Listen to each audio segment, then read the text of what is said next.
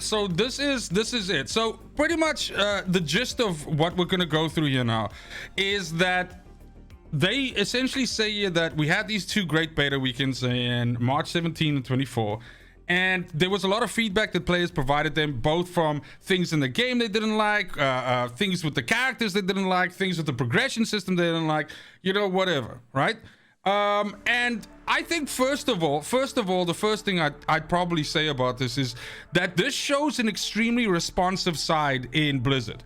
And yeah, I know it's good PR for their game because the game's not out yet, so of course they're gonna do this because it's, you know, gonna look good, and you know, people will be like, yo, look at them, they're so responsive, they give us information and all of that, you know. So yeah, so but that doesn't change the fact that this is good stuff. This is good stuff. It shows you that they're listening to people, and in cases where they are not backing down and they're doubling down on certain design decisions, they are explaining why. That is really good, and that is the kind of stuff you want in a game like this, that is going to be a seasonal model, that is going to be making changes, is going to be essentially moving stuff around the whole time and everything like that, right? So this is what you want. So this is good news all around if you're a fan of the game. Okay. Now, the other thing I also want to mention is, if you guys are not plugged into this, Diablo 4 has officially gone gold. So they communicated this at the end of the week as well, which was good stuff. And that means that we're basically in the end game now. Now we just need to wait like another 40 something days. The game's gonna come out and it's gonna, you know, blow all our socks off. Okay. So first and foremost, I'm gonna read some parts to you guys, but I've gone through this before a bunch of times because I'm a fucking sycophant. But I'll sort of summarize each area so that we don't spend like 15 years in here, right? But first of all, one of the biggest complaints that people had about dungeons is that the dungeon layouts were a lot the same, all right? So they said, okay, they will listen to this and they've changed some layouts and everything like that. But what people also have to remember, and I'm adding this on in my own accord, is that we were stuck in one area of the game for 25 levels, and a lot of people were running the same dungeons over and over. More on this later, by the way. We're running the same dungeons over and over because they didn't want to do quests and they didn't want to do, you know, open missions like outside or anything like that. So they were just farming the shit the entire time. And so yeah, maybe that helped a little bit with the fucking, you know, dungeon fatigue. But yeah, so basically what they're saying is one of the most common pieces of feedback is that they didn't like the fact, like, I know that there was, for instance, one specific dungeon type that you had to destroy these, I think they were like bone towers, and this happened to me more than once, twice, 3 times, 4 times, because how it would work is that you would essentially where am I looking at? You would start the map, and then you, right as you enter the dungeon, you'd have to go left and do the first one, and then the other ones were basically opposite that, but you'd have to hit one on each corner of the map, and then you'd be at the final door. Now a bunch of times it happened to me that I missed the turn for that first one, so I went all the fucking way to the door to go to the boss to realize that shit, I missed one bone tower, and I had to backtrack on foot all the way back. So this is the kind of stuff that people were complaining about. So it wasn't just the layout itself, but it was shit like this, like having to backtrack and all of that. So here they're saying that they looked at some of these dungeons. Now specifically the one where that was happening to me was like Derelict Lodge. I remember that being an issue, and Mallwood, I remember that being an issue. So this is good stuff. It basically means that they've essentially made the objectives that you have to hit inside the dungeons more like almost in a linear path, so it's kind of like difficult, like, for you to miss them. So that should keep you from running into those kind of situations like I just, you know, explained. Okay, then when we go over to dungeon events, now you guys need to understand dungeon events are like loot goblins showing up, the butcher showing up, and then all these kinds of weird shrines and shit, right? That can Rakanishu shrine, and you know, all of those things that can pop. Now these are the kind of like emergent gameplay things that make a dungeon special, because you never know when they're gonna happen. You could run 3 or 4 dungeons in a row that basically it's just the objectives that you're trying to do, and you go through the motions and you do that shit, and then like you'll have like these special events that pop in some dungeons and it'll completely change the way the dungeon turns out. So this essentially says that they've tweaked this up from 10% of the shit happening to 60. The bottom line is we're going to be seeing a whole bunch more loot goblins, and we're going to be seeing a whole bunch more butcher and probably other things like that. So again, huge fan of that. Fucking sign me up. Let's go. Then dungeon gameplay to reduce the need to backtrack, small numbers of straggling. Now this was the other issue. in these objectives where it says like you have to kill like all the monsters in the dungeon, and let's say there's 100 monsters in the dungeon. Now, as we know, some of these monsters actively try to not fight with you. So if they see you coming into a room, they'll shoot you once with a fucking spike or something and then run like 3 fucking rooms that way. So if you are playing a melee class, that could get fucking tiresome, like chasing these things down. Now, I can give you an example like how a game like Path of Exile, for instance, deals with this. Is what Path of Exile will do in a dungeon is say, okay, only kill like 90% of the monsters, then it's good. So every once in a while, some stragglers can fuck off away. It don't matter, because as long as you kill 90%, that's a successful trigger for the dungeon and you go on. So this is kind of like a step in that direction. It's not the same thing. They're doing their own version of it. What they're saying here is that every once in a while, these monsters, instead of like kind of running away from you, if they're the stragglers, they will then naturally funnel themselves towards you. So again, pretty cool. I don't mind that at all. Then there's a whole bunch of other things, like just essentially how long it takes you to activate an objective, that they've changed from 3 seconds to 1.5 seconds. A lot of this is just about making it feel a little bit more responsive, making it feel a little bit faster, maybe a little bit less tedious, you know, something like that. So it is what it is. They're also mentioning that if you carry some of the objectives, you will move 25% faster.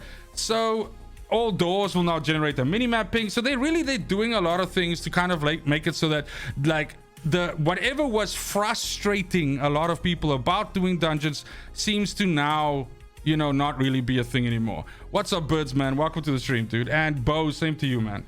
Okay, so then we get to some class changes, and this is going to be interesting because it's weird, but even before the game is out, technically speaking, we already see some nerfs to some of the classes. Let me just take a sip of the old juice here. Okay, so first of all, some general things here. Like effects like stun and freeze can be applied to least monsters twice as long before they can become unstoppable. It means that your CC effects will be better on enemies. Good shit. Reviewing class skills to confirm that all classes have access to sufficient skills that remove control impairing effects. Now, at the moment right now, from the beta, I would say that the druid is probably the best at dealing with being CC'd, in my opinion. This, however, says that they're looking at doing the same thing for other classes so that the druid isn't far ahead in terms of this. So they don't say what those changes are, but, you know, they're trying to do it. Sorry, my phone is shitting the bed over here.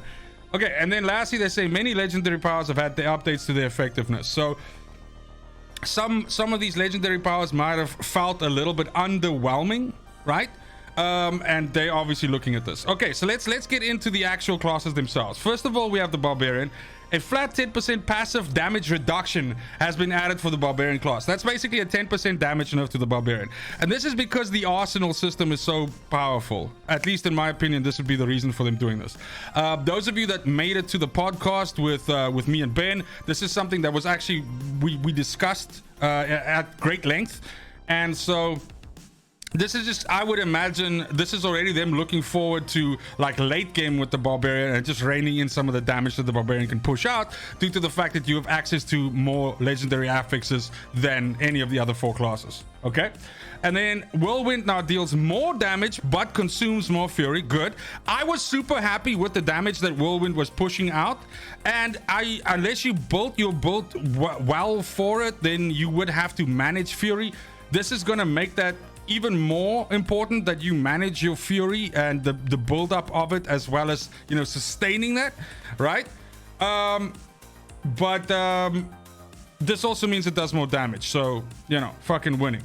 Now, the double swing skill enhancement refunds all its fury cost when used on stunned or knocked down enemies. This is just a small change specifically to that, and this just basically makes that skill more effective in situations where you hit actual CC'd enemies. Okay, moving on to Druid, and this should be interesting for anybody that maybe felt like the Druid wasn't like, you know, the bomb and was kind of pants. Companion skills will now deal heavily increased damage. So those are, of course, the wolves, the crows, and the fucking creeper that go around on the ground. These will now deal heavily increased damage. This implies that they've, you know, this isn't going to be like a 5% damage increase. This will probably be something a little bit more, I would say, saucy and substantial. So this is pretty cool. It means that Necromancer isn't the only pet class, and that Druid can also build pets, because comparing Necromancer pets to Druid pets was like a losing argument. Necromancer pets was infinitely fucking better. So this is, yeah, this is good, and it gives the Druid other ways of building, right? All ultimate skills have had their cooldowns reduced. I felt that a lot of the ultimates, maybe even all of them, with the exception of, I kind of like the fucking werewolf ultimate of the Druid, but I felt that they were all underwhelming considering how long they would go on cooldown for, right? So this is something that's also dealt with that. The cooldowns will be shorter. Then usability improvements have been made for Maul and Pulverize. So I think this is just to make it easier that I guess maybe you don't mess with those skills or something like that, and then you kind of like lose the functionality of it. Usability improvements, yeah, that kind of seems like it. Or maybe you can click it from further away. I don't know, something like that. I don't know.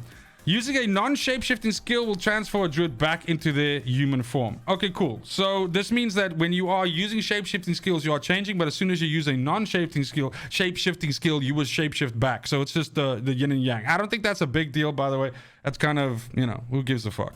I actually like the fact that you stay transformed for a little while. It looks pretty cool when a fucking werewolf shoots lightning out of its eyes. HD Rocker, what's up, baby? Welcome to the stream. And Spindrift, good to see you as well.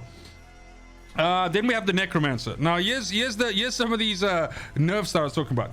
Summoned minions will die more often, requiring players to utilize corpses more often. Now I personally, once you had the Necromancer up and running and you were using a lot of AoE skills, and you had your full skeletons, your skeleton mages, and your fucking your golem, I felt like the minions hardly ever died. So unless you were using corpse explosion, then there would be usually like a bunch of corpses lying around not being used. You're not doing anything with them. So yeah, this is a nerf, but it's also at the same time I feel like maybe it's a move in the right direction, because playing a summoner Necromancer didn't seem like very engaging.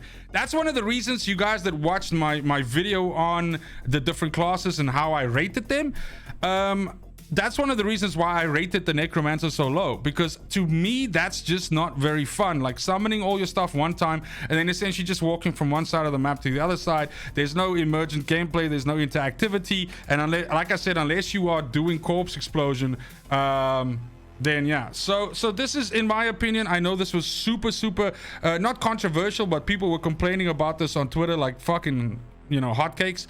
I don't mind this that much, to be honest. Many bonuses in the Book of the Dead have had their stats increased. This is, of course, if you don't want to play pet Necromancer, you want to go like, you know, Bone Spear Necromancer and just blow everything up with fucking corpse explosion. This means that those bonuses that you're getting from sacrificing the ability to summon skeleton mages and fucking golem is gonna be better. So that's good shit. Faced, what's up, man? Welcome to the stream, dude. Okay, the damage dealt by corpse explosion skill has been reduced. Second nerf. So I think personally corpse explosion wasn't the Necromancer's most powerful skill, but it was really good at taking down large clumps of like low level monsters, or monsters with low HP, or let's say trash monsters. Let me rather say it like that, right? So this kind of like this nerfs it a little bit. Again, they don't put percentages here or anything like that. And considering that they're using words like heavily increased damage, but here they're only saying the damage dealt by the corpse explosion skill has been reduced. So, you know, they're not saying heavily reduced, but that's probably strategic for them as well, not to say it that way. But the point is, yeah, I feel, and again, this is gonna seem like I'm saying this because I'm not like a fucking Necromancer main. Sorry, but I think corpse explosion was overtuned as fuck. I'll say the same for some other skills as well. Like I also think Hydra on the sorcerer, for instance, is overtuned as fuck. But anyway, The brightness of skeletal warriors and mages have been reduced. Okay, this is good because it made these skeletons look like they were fucking dipped in rave dust on the way to a dance. So that's okay. That brings back a little bit of the grittiness of the game, so I'm okay with that. Okay, Rogue. Upgrades for subterfuge skills have their bonuses increased. This is a buff to rogues, who I already think are really, really hot and who do a lot of damage. Multiple passive skills have had their bonuses increased. All imbuement skills have had their cooldowns increased. Okay. The first two of these things is buffs. The second one is, I would say it's a nerf, but the rogue, for instance, that I played the second weekend, I could get, I don't know, I could get imbuement back. I don't know. Every 3 seconds, I could re-imbue. So again, this is what you're gonna see with rogues when the game comes out. If people are playing these kind of like speed leveling rogues and stuff like that, melee rogues, is that one of the things that they heavily lean into is accessing shadow or fucking ice imbuement the entire time, because that helps the rogue chew through large groups of enemies faster. Because like for an example, what you can do is you can shadow imbue, then you can fucking shadow step in behind something, proc the thing, then fucking double stab, then move away, and as soon as that thing procs and your daggers come flying out of that enemy, it procs the shadow imbuement and kills everything around that, and then hits you, and then spins, and then does it again. And by that time, because you've spec'd this way and because you have the right legendary affixes, you have shadow imbuement back again. So it's like this continual thing that you can just do the whole time. And almost in a way, you don't need any fucking like stat builders, or let me say secondary resource builders. You don't even need that, because you are generating so much of that shit just by chewing through the enemies that essentially you're like a blender as you move through the enemies. Now, I have this built, and I was showing it off in that video where I was rating the classes. But as we get closer to Diablo 4 coming out, I will create a series of videos showing beginner builds and what you should be aiming for around 50, and then what could potentially be a good late game build if things are working out the way that I think they're going to work out in my fucking head. So that build is going to be fucked as shit, and that shadow imbuement, and if you want to be a guy who rather uses ice because you want to lock the battlefield down, fine, fuck it, do that shit. But that shit was super fucking powerful. That was scary powerful to me. Once you get, it's a different way of playing. It's different than the other 4 classes. It's a lot more managing the game, and you actually pay attention. It's the exact opposite of playing Necromancer, where you just walk into an area and just fucking blood mist and explode everything and just fucking let your minions, crawl over everything like cockroaches. That shit was like, you pay attention to cooldowns, you're looking at which targets you should be shadow stepping to, you're looking at when you should be stabbing something, all of that. So, yeah, dude. I don't know if this... Upgrading the rogue on the first 2 things here, and then this, in my opinion, slight nerf to imbuement, I still think rogue's gonna be hella fucking strong. Okay, and then last but not least, we get to sorcerer. Charge bolt's damage was increased and the mana cost has decreased, so this is specifically focusing on charge bolt. Then they came after my boy fucking chain lightning. They decreased the damage and reduced the effectiveness against bosses. I fucking thought chain lightning on the sorcerer was amazing. I fucking loved it. I especially liked using the what do you call it, the mod that made it so that every time the chain lightning bounced off you, it gained damage. That shit was phenomenal for dealing with bosses where it was just you and the boss, because you'd go bzzzt, increase damage, bzzzt, increase damage, bzzzt. It was fucking great. So this unfortunately means that damage has been reined in a little bit. Decreases the cooldown for the incinerate skills in enchantment bonus. Now, the incinerate skills enchantment bonus, if I remember correctly, was basically every couple of seconds a flamethrower would shoot out of your ass and hit a bunch of enemies in front of you, if I can remember correctly. So this just means that's going to happen more often. Then firewalls will now spawn underneath enemies more frequently when using its enchantment bonus. So I guess I can't remember off the top of my head. I have the screenshot somewhere what the percentage chance was. Let's say maybe it was like 30%, so they're just saying here they're going to increase this, so maybe it's like 50 now or whatever. And then increase the lucky hit chance for the meteor skills enchantment bonus. I think that was like super low. So basically how the meteor skills enchantment bonus worked is that every time you used magic, there was like it was super low. It was like 4% or 2% or something like that. Super fucking low chance of it basically spawning a meteor. So they've increased the lucky hit chance of this, which, you know, maybe means it's going to proc more often. Okay. Whenever we introduce changes to our classes, it is with the goal of making both them and their skills feel impactful and powerful. Your feedback has helped us uphold this ideal. Some players have adeptly noticed that certain skills were too powerful. One of our goals for skills is to have them be interesting to wield and interactive in terms of itemization and combat feel. Now, we've made some changes to help in this regard, with one example being the Necromancer's minions. So there they explain it. We've made changes that make them more vulnerable in combat, which will make raising the dead a more active component in a Necromancer's gameplay loop. Launch is just the first step, and we can expect many things like this, guys. Like you're gonna see this. First of all, you're definitely gonna see this every season, but it's also entirely likely that they will make adjustments like this, because as much as they can test it, right, the game, and there has been a end game closed beta, and they've obviously had their own internal teams playtesting it. It's gonna be a different case once you put this in front of millions of players. Once you put this in front of millions of players, there's probably going to be some broken stuff that's going to come out. People are going to, you know, min-max the fuck out of the game. And then they'll do another balance pass. And then 2 weeks after that, they'll do another balance pass. And this is something we have to kind of, with a live service game like this, which is like an MMO fucking light, it's to be expected. Okay, I've been at this for 20 fucking minutes. Let's go a little bit faster. With the UI, I don't think that matters too much. There was one here that I wanted to mention. Oh yeah, there was a bunch of people that complained about the fucking font that they used in the game, and the font looked ass, so they've even addressed that and they've changed the font. Then they're saying fixed multiple issues that allowed bosses like the Butcher to become unresponsive. Luckily I didn't have that issue, so yeah. They are saying, however, that people have basically said that killing the Butcher was way too easy, so they've made the Butcher like super fucking hard now in world tiers 3 and 4. So just because you can clap his cheeks in tier 1 and 2 does not mean you're going to be able to do that in 3 and 4, so it should be interesting. And then they're also just mentioning that they've looked at some of the bosses in the game, and they've looked at their fight mechanics and how much damage their attacks do, how their attacks work, and they've looked at that. Okay. Then cellars. So cellars are, other than dungeons that you can go into in the open world, cellars are these, you know, little fucking, you know, one room areas that you can go into in the game as well. Okay.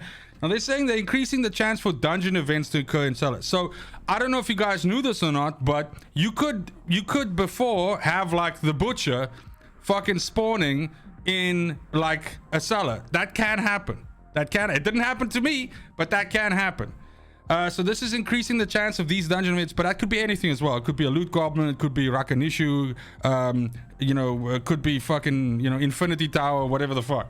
Okay, cellars now consistently reward a chest upon completion. So for this added difficulty that you might face in cellars, you are getting more handsomely rewarded now. So good shit.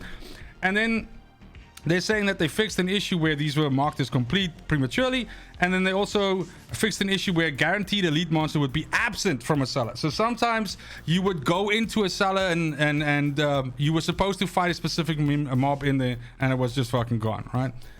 Okay, then we have, oh, we're in the end game now, fellas and fellettes. This is the general, you know, QL, you know, so quality of life.